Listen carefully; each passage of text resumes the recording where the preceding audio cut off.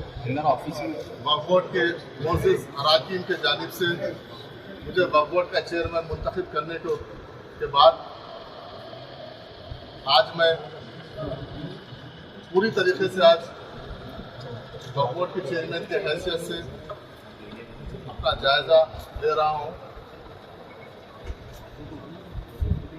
मुझे मुंतखब करने के लिए तमाम वक्फ बोर्ड के मोअज़्ज़िज़ अराकीन का मैं तहे दिल से शुक्रिया अदा करता हूँ और मेरे पिछले 25 साल की सियासी जो मेरा सफ़र रहा उसको मद्देनज़र रखते हुए जो एक मिल्लत की कौम की खिदमत के लिए मुझे बहुत भारी जिम्मेदारी मेरे कांधों पे रखे हैं, मुझ पर जो भरोसा करके, उसके लिए मैं हमारे शायद मोहतरमा सोनिया गांधी जी का, मल्लिकार्जुन खड़गे जी का, राहुल गांधी जी का, प्रियंका गांधी जी का, केसी वेणुगोपाल जी का, हमारे इंचार्ज दीपादास मुंशी जी का मैं शुक्रिया अदा करता हूं। उसके साथ साथ बहुत ख़ास तौर पर हमारे हरदिल अजीज़ वज़ीर आला जनाब रेवंत रेड्डी साहब का और नायब वज़ीर आला भट्टी विक्रमार्का साहब का, उसके साथ साथ तमाम वज़रा का मैं तहे दिल से शुक्रिया अदा करता हूं जो मुझ पे ये जिम्मेदारी, मैं समझता हूं ये मेरे लिए ओहदा नहीं है, एक जिम्मेदारी समझ कर मैं काम करूंगा इंशाअल्लाह। और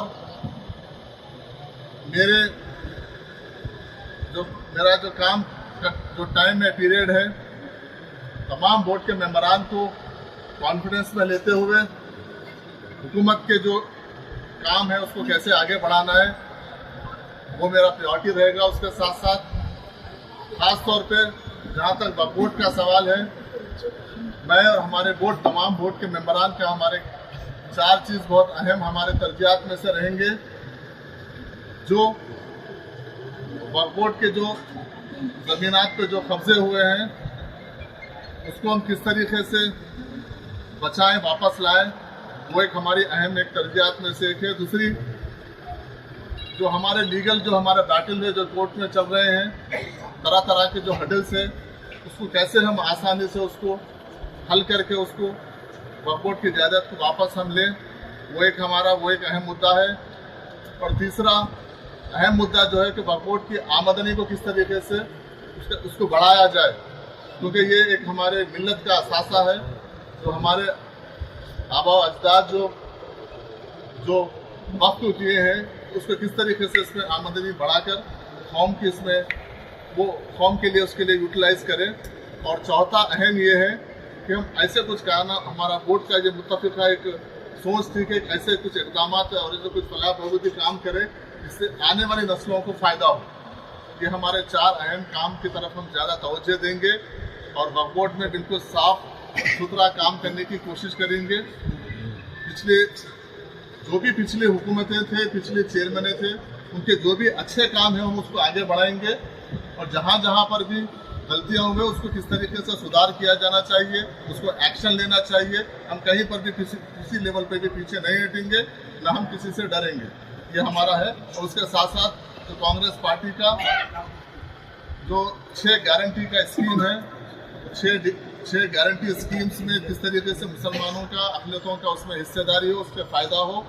और ख़ास तौर पर इलेक्शन से पहले कांग्रेस पार्टी जो माइनॉरिटी डिक्लेरेशन के ज़रिए जो आवाम के बीच में आई थी, वो डिक्लेरेशन के भी ज़रिए हम वक्फ बोर्ड में उसको डिक्लेरेशन में वक्फ बोर्ड का क्या अहम रोल अदा हो सकता, हम उस तरफ भी हम ध्यान देंगे।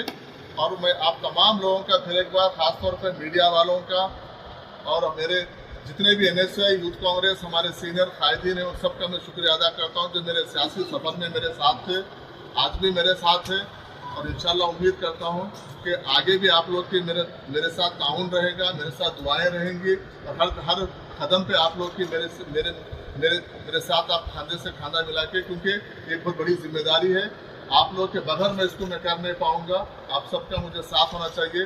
और खासतौर पर मैं हमारे वारंगल वेस्ट के एमएलए मेरे बड़े भाई, पिछले 20 साल से हमारी एक दोस्ती रिलेशन है, भाई का रिश्ता है हमारा, राजेंद्र रेड्डी साहब भी खासतौर पर मेरे लिए आए हैं, उनका भी शुक्रिया अदा करूंगा। और तमाम लोगों का मैं तहे दिल से शुक्रिया अदा करूंगा। और उम्मीद करूंगा कि खासतौर पर सीओ साहब का भी अगले आने वाले दिनों में कोऑपरेशन रहेगा, स्टाफ का कोऑपरेशन रहेगा और हम बैठेंगे, बात करेंगे। अगले 2-3 दिन हम डिपार्टमेंट वाइज रिव्यू करेंगे, किस तरीके से आमदनी को लेके, कोर्ट के केसेस को लेके, जायदाद को जो कब्जे हो गए उसको लेके, जो बची हुई है उसको बचाने को लेके हम रिव्यू करेंगे, डिस्कस करेंगे।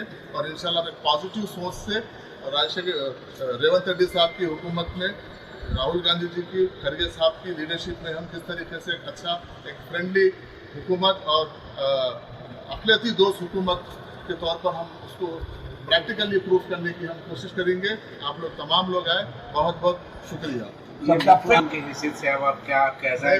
वो जो सीज किया गया था रिकॉर्ड रूम को, वो सीज अभी रिलीज हो चुका है, उससे कलेक्टर के पास से हमको रिलीज होना है। और डिजिटाइजेशन के लिए किया गया था, उसको ऑलमोस्ट टेक्निकली रिलीज हो चुका है। सर कलेक्टर से एक बार हमको हैंड ओवर होने का इंशाल्लाह सब क्या पुराने बोर्ड के साथ काम करेंगे? जो पुराने बोर्ड मेंबर थे उनके साथ ही काम करेंगे, नया बोर्ड? उन्हीं के बीच का मेंबर हूँ, उन्हीं के साथ में, उन्हीं के चुनाव में चेयरमैन हूँ, उनके साथ ही मैं काम करूँगा।